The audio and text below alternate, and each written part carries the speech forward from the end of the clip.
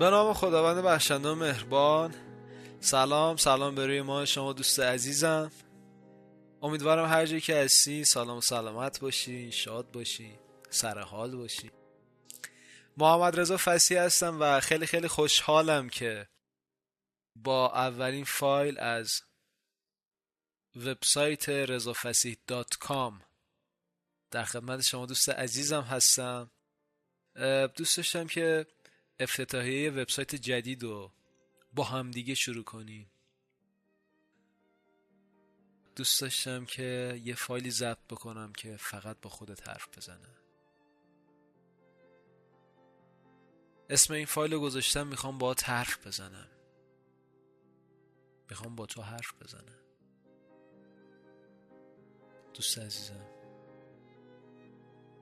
یه مدتی بود که ما نبودیم، در خدمت شما نبودیم. در این مدت 3 ماه 4 ماهی که نبودیم دوست داشتیم که بتونیم با خدمات بهتر، با آموزش های بهتر در خدمت شما دوست عزیزم باشیم. ولی به این موضوعی خیلی فکر کردم. به یک موضوعی خیلی فکر کردم. ببین، زمانی که ما انسان ها در مسیر خواسته هامون حرکت میکنیم، زمانی که یک هدفی داریم و به خاطرش حرکت میکنیم، شب و روز دربارش فکر میکنیم، تجسم میکنیم راجبش حرف میزنیم، بعضی از موقع ها به این فکر میکنیم که آیا واقعا راهی که داریم میریم درسته. بعضی از موقع ها به این فکر میکنیم که آیا واقعا این مسیری که هستیم همون چیزی که من میخوام.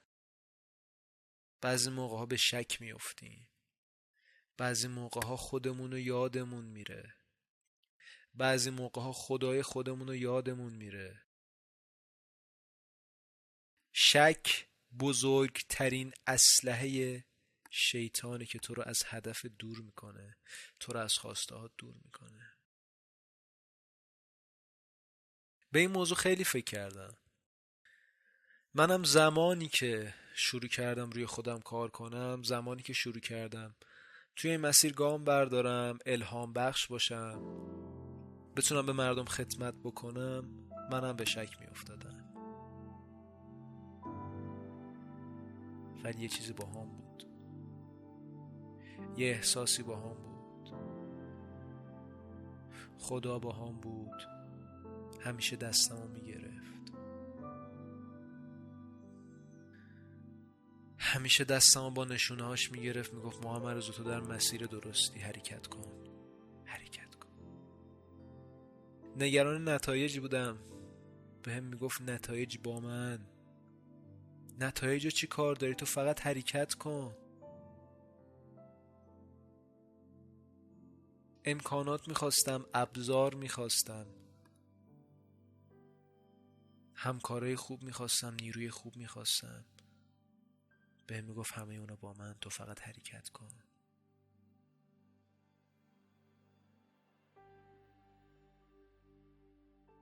بعضی موقع آدم میخواد از مسیری که هست برگرده، ولی اونقدر دلایل محکمی توی زندگیش داره که هیچ راهی برای برگشتش باقی نمیذاره. همیشه گفتم هیچ راهی برای برگشت نداریم. برای من اینجوری بود. تمام پل‌های پشت سرم رو خراب کردم. پشت سر من پل نیست، پشت سر من یه دیواره که هر چقدر من حرکت میکنم این دیوارم با من میاد جلو. پشتم به دیواره. هیچ راهی ندارم برگردم. تو هم اگه میخوای موفق بشی تمام پل‌های پشت سرتو خراب کن. بشو ناپل اون بناپارت. ناپل اون بناپارت شخصی بود، فردی بود. یه روز تصمیم میگیره که با یاران خودش بره به جنگ. به جزیره میرسن، همه از کشتی پیاده میشن، ناپلئون هم پیاده میشه و میخواستن اون جزیره رو فتح بکنن. وقتی پیاده میشه دستور میده تمام کشتی ها رو بسوزونین. تمامشو. تمام کشتی ها رو بسوزونین. بهش میگن چرا؟ میگه یا ما باید بمیریم یا باید موفق بشیم. تو هم همینجوری باش دوست عزیزم. تو هم همینجوری باش دوست عزیزم. وقتی وارد یک مسیری میشی، شک، تردید، پلهای پشت سرت رو همشو خراب کن. یکی از اون چیزایی که باعث میشه ما برگردیم شک و تردیده. وقتی دوچار یک همچین موضوعی میشی، دوچار یک همچین احساسی میشی، به خدای خودت بگو خدای راهم درسته، یه نشونه‌ای بهم بده. بهش بگو خدایا خودت منو تا اینجا آوردی، خودت برام این مسیر رو درست کردی، خودت منو به این مسیر هدایت کردی، خودت هم یه کاری بکن ادامه بدم، بهم نشون بده مسیرم درسته. خدا نشونه ها رو بهت میگه. منم خیلی وقتا دوچار شک شدم، دوچار تردید شدم. خدای من دستمو گرفته. امروز میخوام باهات حرف بزنم.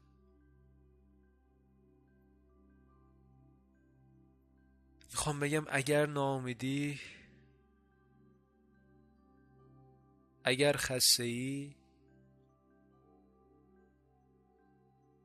اگر از همه جا دل کندی، اگه حرفای بی جای خانواده اطرافیان داره عذابت میده، اگه فکر میکنی نمیشه، اگه فکر میکنی کسی حواسش به تو نیست، اگه فکر میکنی از همیشه تنها تری، بدون یه نفر هست که حواسش به توه. بدون خدا هست که حواسش به توه. ان مع العسر یسرا. با هر سختی آسونیه. تو دل هر سختی آسونیه. خداوند در دل روزهای سخت با توه. نذار این روزهای سخت تو رو مثل یک باطلاق بکشه توی خودش. نذار روزمرگی غرقت کنه. دستتو بذار روی قلبت. بذار قلبت تو رو بلند کنه. بذار قلبت کاری بکنه که دستتو بذاری روی زانوهات بلند شی. بذار خدا دستتو بگیره. اگه داری صدای منو میشنوی، دوست عزیزم، دوست خوبم، میخوام یه چیزی رو بهت بگم. از زبان خودشه. خدا خیلی دوستت داره. خدا خیلی دوستت داره. خدا خیلی دوستت داره. دستتو بذار روی قلبت. حسش کن. بذار همونجا باشه. بگو خدای برمیگردم به سمت خودت. تو کمکم میکنی. تو راهو بهم نشون میدی. تو برام هر چیزی که بخوام فراهم میکنی. امروز میخواستم باهات حرف بزنم که بدونی خدایی هست. بدونی عشقی هست. بدونی اللهی هست. بدونی ربی هست. امروز خواستم باهات حرف بزنم که به خودت بیای. امروز خواستم باهات حرف بزنم که بدونی دوستت دارم. امروز خواستم باهات حرف بزنم که بدونی همه ما نشونه خداییم. امروز باهات میخواستم حرف بزنم که بدونی اینم یه نشونه است از طرف خدا برای تو. اگه ناامیدی بلند شو. چقدر میخوای توی ناامیدی بمونی؟ چقدر میخوای عمرتو تباه کنی؟ از چی میترسی؟ نگران چی هستی؟ بابا خدا با توه. انا لله و انا الیه راجعون. همه ما از خداییم، همه ما به سمت خدا برمیگردیم. نگران چی هستی؟ میدونم سخته، میدونم این ذهن منطقی ما نمیذاره که ما به این راحتی ها برگردیم به خدا. خدایی که هیچ وقت ازش جدا نمیشیم، هیچ وقت ازش جدا نخواهیم شد. فقط ازش دور میشیم، بهش نزدیک میشیم. به منبعت نزدیک شو، به خدای خودت نزدیک شو. منتظر توه. آماده شو، باش حرف بزن، هر مدلی که بلدی. بگو خدای تمام ناراحتی هامو به تو میسپارم، تمام نگرانی هامو به تو میسپارم. خدایا میخوام آزاد رها بشم از هر چیزی که داره احساس خوب از من میگیره. میخوام آزاد رها بشم از هر چیزی که داره تو رو از من میگیره. منو پاکم کن. اون موقع میبینی که چه احساس خوبی داری. نمیدونم احساسام به چجوری بگم. من با حرف نمیزنم. شاید یه نشون از طرف خدا. شاید یه نشون از طرف همون خدایی که عاشقانه دوستت داره. الان داره دست نوازش میکشه روی سرت. میگه ببین من اینجا، ببین چقدر دوستت دارم، ببین بنده خوب من تنهات نذاشتم. دوست داشتم که امروز با این پادکست صوتی در خدمت دوست عزیزم باشم که بدونی اگر امروز اینجام، اگر گروه تحقیقاتی فصیح وجود داره، خدا دستمو گرفته، خدا برم گردونده و خداوند هر کسی رو که بخواهد، هر کسی رو که از خدا درخواست کند دستشو میگیره. ازش درخواست کن، منتظرته بابا، منتظرته. غرق شو تو خدای خودت، غرق شو تو الله یکتا، غرق شو در ربت، خدایی که وهابه، خدایی که بخشنده است، خدایی که مثل خورشیده، خدایی که نمیتونه نتابه. اگه بادی داره میوزه دست خداست، داره نوازشت میکنه. اگه نور آفتاب داره بهت میتابه، روی صورتت اومده، نگاه خداست داره نگاهت میکنه. همه طبیعت مسخر توه، همه طبیعت نشونه خداست. باورش کن.